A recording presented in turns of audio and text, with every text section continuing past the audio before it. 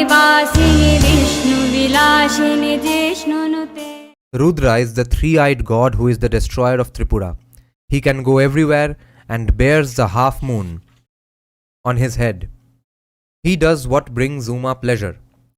Earlier, when Yaksha had performed a sacrifice on earth, he had destroyed all the gods. He had destroyed all the gods, Siddhas, Vidyadharas, Rishis, Gandharvas, Yakshas, Nagas, and others who had assembled there. It was a prosperous sacrifice with expensive jewels. All the required objects had been gathered. O Brahmanas, Shakra and the other residents of heaven were scared of his powers. Shakra and other residents of heaven were scared of Rudra's powers. They were unable to find peace and again sought refuge with him. O best among sages, the yielder of the trident, Trishuldhari, with a bull on his standard, is a granter of boons. The illustrious one holds a pinaka in his hand. He is the one who destroyed Daksha's sacrifice. Mahadeva Krittivasa Vrishadhvaja resides in the land of Utkala. Utkala is Orissa. Let's just read this footnote about this. Vrishadhava is the one with a bull or Vrisha on his banner, Dhvaja, Vrishadhvaja, that is Shiva or Mahadeva. Krittivasa means the one who is clad in a hide. Hide means skin of an animal. Hara is the one who grants all objects of desire, and he is there in Ekamraka. Ekamraka or Ekamra is in Bhuvaneshwar. This is in the Lingaraja temple, which used to be under a single mango tree. So Eka is single, mango tree is Amra. So Ekamraka. So Utkala is in Orissa, and this Lingaraja temple is in Bhuvaneshwar. So this is the Brahma Purana directly speaking about a temple which exists to this day. How fascinating is that? Saptarshi is saying Tripurantaka. Yes, destroyer of Tripura. Yes, thank you. The sages said, God Bhava is engaged in the welfare of all beings. Daksha's sacrifice was ornamented by the best of gods. Why did he destroy it? O Lord, we do not think that it could have been a trifling reason. Please tell us. We wish to hear about this. We are greatly curious. Brahma replied, Daksha had 8 daughters who resided with their husbands. Once, the father brought them to his house and honored them in that house. O Brahmanas, thus, honored by him, they resided in their father's house. The eldest among them was named Sati, and she was Trayambaka's wife. Trayambaka is the three-eyed one, which means Shiva. However, since Daksha hated Rudra, he had not invited his daughter. This was because Maheshwara never bowed down before Daksha. The son-in-law naturally possessed more energy than the father-in-law. Sati got to know that all of them had gone to their father's house. Though she had not been invited, Sati went to her own father's house. The honor her father exhibited towards Sati, was inferior to what he had shown to the others. At this, the goddess was filled with anger and intolerance and spoke to her father. Sati said, O Lord, I am superior to my younger sisters. Why are you not worshipping me? You have dishonored me and slighted me. You have done what should be reprimanded. I am the eldest and the best. That being the case, you should have honored me. Thus addressed, Daksha's eyes became red with rage, and he spoke to her. Daksha replied, O Sati, my younger daughters are the best and superior to you. They are the ones to be honored. Their husbands are greatly revered by me. They are great yogis who have immersed themselves in the Brahman. They observe vows and are extremely devoted to Dharma. O Sati, all of them possess praiseworthy qualities and are superior to Trayambaka, which means Shiva. My best son-in-laws are Vasishtha, Atri, Pulastya, Angiras, Pulaha, Kratu, Bhrigu and Marichi. Sharva always tries to rival them, and they also seek to rival him. However, Bhava, which is Shiva, is antagonistic towards me. That is the reason I do not honor you. His intelligence confounded, Daksha addressed her in this way. That is the reason she got ready to curse him and the Maharshis. Thus addressed, the goddess angrily replied to her father. Sati said, "O father, he should not be censured in words, thoughts, and deeds. But since you have done so, I am casting aside this body which I have obtained from you as your daughter." Sati was miserable and intolerant at the insult. She bowed down to Swayambhu and spoke these words. Sati said, "Wherever I am born again with a radiant body, let me be born again in a form that is not deluded and is devoted to Dharma. Let me again be the wife of the intelligent Trayambaka." The enraged one sat down there and immersed herself in her Atman. She raised the fire within herself and performed the act of dharana within herself. She raised up the breath of life within herself, and it emerged through all her limbs. After this, the fire reduced her to ashes. Hearing about the death of goddess Sati and learning about the reason that led to this, Shankara, the illustrious lord who holds the trident, became angry and decided to destroy Daksha. Shankara said, "Sati went and was violently abused by Daksha, who praised all his other daughters and their husbands. Therefore, when Vaivasvata Manvantara arrives, along with the Maharshis, you will be born as an entity not born from a womb, and undergo your second sacrifice. In Chakshusha Manvantara, Manu will offer you as an oblation in a sacrifice dedicated to Brahma." This bit is clearly addressed to the rishis. Having addressed the Saptarshis in this way, he again cursed Daksha. Now Shiva is saying, it's a quote from Shiva himself, "At the time of Chakshusha Manu's Manvantara, you will be a human king. You will be the grandson of Prachina Barhi and the son of Prachetas. Your name will be Daksha, and you will be the son of Marisha, the daughter of the trees. O one who is excellent in his vows, at that time, during Chakshusha Manvantara, I will continue to obstruct you repeatedly when you undertake tasks for Dharma, Artha, and Kama." End quote. Thus addressed by Rudra again, Daksha also cursed him back. Daksha said, "O cruel one, because of what I have done, you have not spared the rishis. Therefore, when Brahmanas perform sacrifices to the gods, they will not worship you along with them. O cruel one, after performing the rites of offering oblations, they will touch water." This means that having offered oblations to the gods, they will touch water and conclude the rites, without having offered a share to Shiva. Until that yuga comes to an end, you will abandon heaven and dwell in this world. Along with the gods, you will not be worshipped on the surface of the earth. End quote. Rudra replied, "The 4 varnas are for the gods, and I will not eat where they eat along with them. I will eat separately. Among all the worlds, earth is said to be the foremost. I will single-handedly maintain it, not because of your slight, but because of my own wishes. When it is held up, all the other worlds are eternally established. That is the reason I will always reside there, not because of your slight." End quote. Daksha was thus addressed by the infinitely energetic Rudra. He gave up the body he had obtained from Swayambhu and was born as a human. In that form, as a householder, lord and god, Daksha performed all the sacrifices.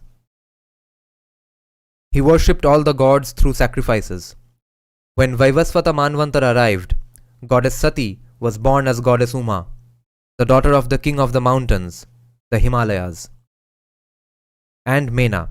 So, goddess Uma is the daughter of Himalaya and Mena. Earlier, the goddess used to be Sati. And that is how I think the word Sati came about for people burning themselves, because she had set herself on fire because she was angry with her father, not because her husband died. Later, she became Uma. She follows the same vows as Bhava, that is Shiva. As long as Lord Bhava desires to reside in this Manvantara, he is unable to free himself of her. Just as goddess Aditi follows Kashyapa, Marichi's son, Shri is always with Narayana, just as Shachi is with Maghavan, just as Kirti is with Vishnu, just as Usha is with Surya, and just as Arundhati is with Vasishtha. Those goddesses never cease to follow the leads of their husbands. In this way, in Chakshusha Manvantara, Daksha was born as the son of Prachetas. He was the son of Prachetas and the grandson of Prachinabarhi. He was born as the son of the 10 Prachetas and Marisha became a king. He was born as the son of the 10 Prachetas and Marisha and became a king. We have heard that he had this second birth because of Rudra's curse. Bhrigu and the other Maharshis were first born during the time of Vaivasvata Manu in Treta Yuga. They obtained radiant bodies at a great sacrifice undertaken by god Varuna. Having been thus born in the course of that Manvantara, they repented the curses that Daksha and the intelligent Trayambaka, who is Shiva, had invoked on each other. So, having thus been born in the course of that Manvantara, they repented the curses that Daksha and the intelligent Trayambaka had invoked on each other, because both of them cursed each other. Therefore, undoubtedly, one should never indulge in enmity. Even when one is born again, one is subject to the good and bad deeds one has performed. This, interestingly, we discussed this in our History of Philosophy live stream. Remember that being born is itself a punishment. Because even in a lot of Christian apologetics, people will say that life itself is a catastrophe. And what we learned from Upanishads in the book History of Indian Philosophy is that the only reason you are being born, कैसा birth हुआ वो तो depend करेगा कर्म पे. मगर the very fact that you are born is because you have not even yet given up your desires. When you give up desires, you are not even born. You become one with the sun. So that concept is being discussed here, and we have repeatedly seen that Brahma Purana is showing signs of being inspired from Upanishads. Maybe they were being written parallelly, the same ideas were being propagated, or it was written after the Upanishads. So even when one is born again, one is subject to the good and bad deeds one has performed. Even when one adopts a different body, the new body is not freed from one's nature. Even when one adopts a different body, desire is not cast aside. Exactly what we just discussed. This leads to misery and repentance, and it is a man's task to understand this and therefore give up desire. This leads to prosperity and fame for a creature, that giving up, and to understand these things. Hence, one should never be ignorant of this. So that's why, if you do not want to be ignorant of this, listen to my live streams basically. No, I'm joking.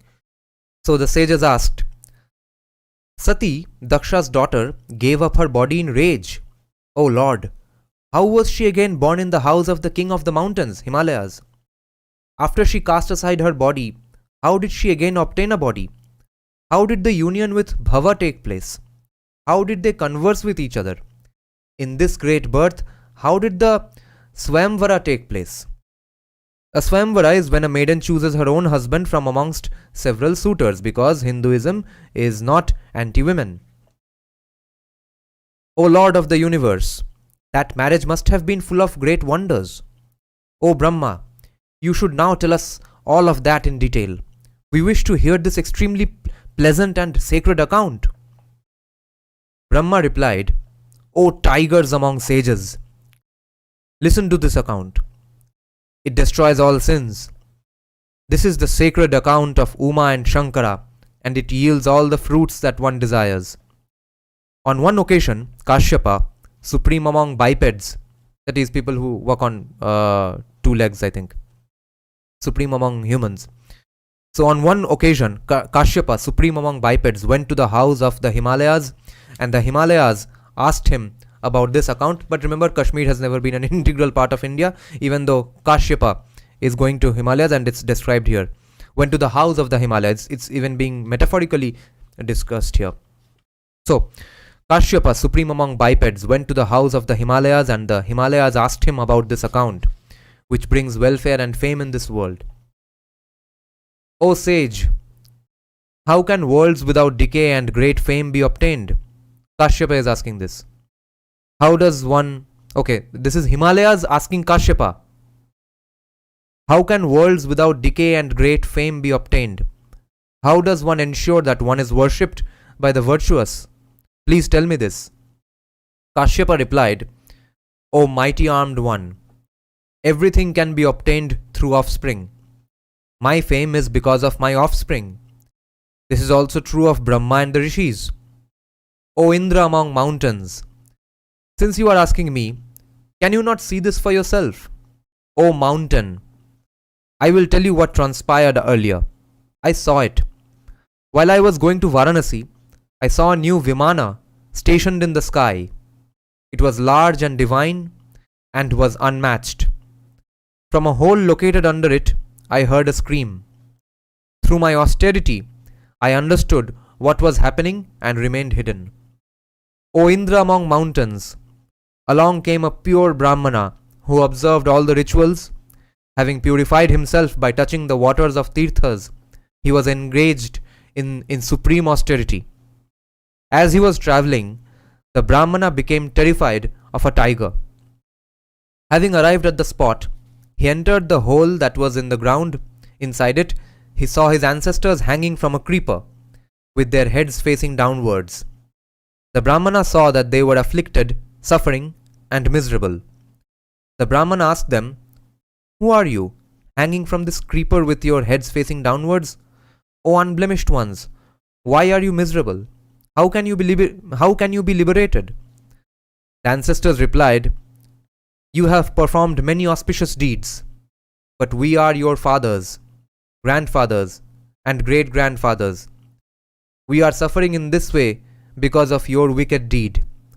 O immensely fortunate one, in the form of this hole, this is hell for us. You are the creeper that is hanging here, and we are clinging on to it. O Brahmana, we will remain here as long as you are alive.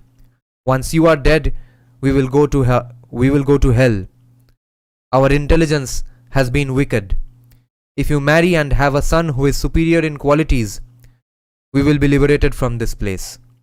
O son, S-O-N son, this cannot be achieved through austerities or from the fruits of visiting tirthas. This cannot be achieved through austerities or from fruits of visiting tirthas. O immensely intelligent one, act so that your ancestors can be freed from this fear." Having pledged to do this, he worshipped Vrishadhvaja. He saved his Vrishadhvaja is Shiva, a flag with Vrisha, a bull. He saved his ancestors from this fear and attained the status of becoming a Gana. Ganas are Shiva's companions and attendants. He was loved by Rudra himself, and his name became Suvesha. He became a leader of Rudra's Ganas and was sparkling and revered. O Indra among mountains, therefore you should perform severe austerities so that you obtain an offspring who possesses the qualities. Have a daughter who will be beautiful in complexion. Having been thus addressed by the Rishi, the Indra among mountains, that is Himalaya, observed the rituals. He undertook such unmatched austerity that I was pleased. This is Brahma saying. I went to him and told him, "I am a granter of boons, O Indra among mountains, O one who is excellent in vows. I am satisfied with your austerity." The Himalayas replied, "O illustrious one, I desire a son who will be ornamented with all the qualities. O Lord, if you are pleased with me, grant me such a boon."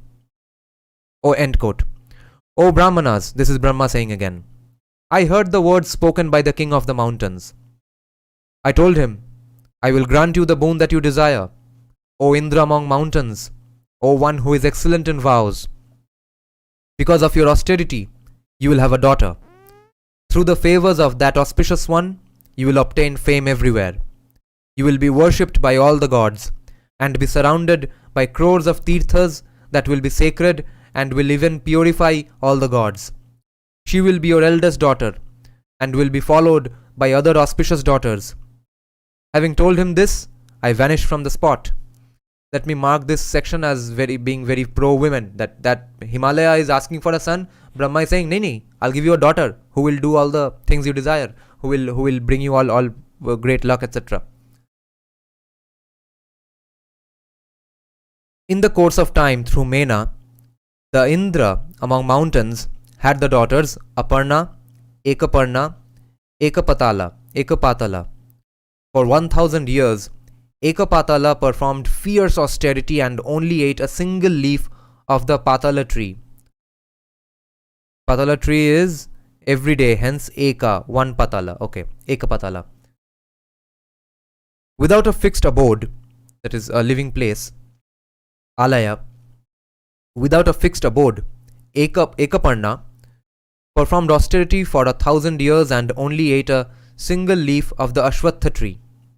That is a leaf, not a means not, and a leaf means parna, so not a parna, not a leaf.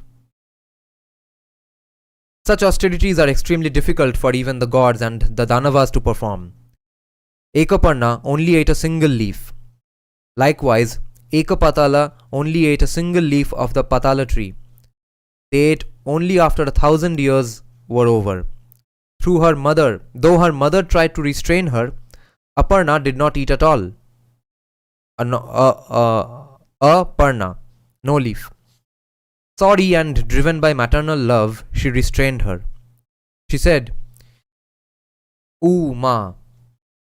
The mother spoke in this way to the goddess, who was performing these extremely difficult austerities.